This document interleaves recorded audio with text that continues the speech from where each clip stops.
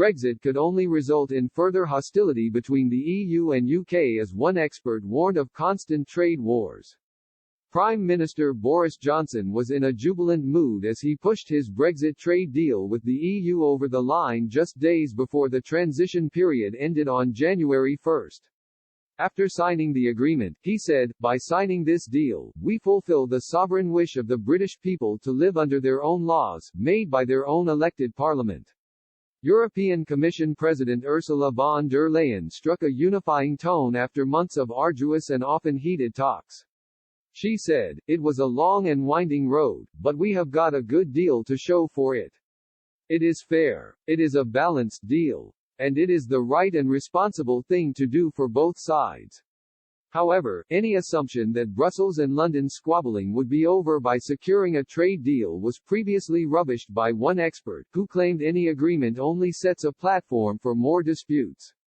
Ivan Rogers, former UK ambassador to the EU, warned back in November that a deal may not end disagreements, as the UK's gradual divergence away from EU laws and regulation could spark fresh rows. He said, "There are lots of forces driving a gradual divergence.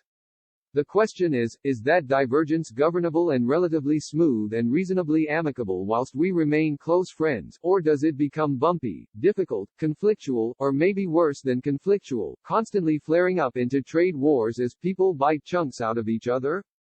The UK has agreed to level playing field measures and workers' rights, as well as many social and environmental regulations.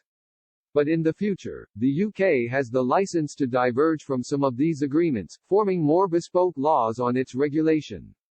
To police this, both Brussels and London have agreed to a dispute mechanism, meaning if one side does not agree with divergence from certain rules, the mechanism can be acted upon.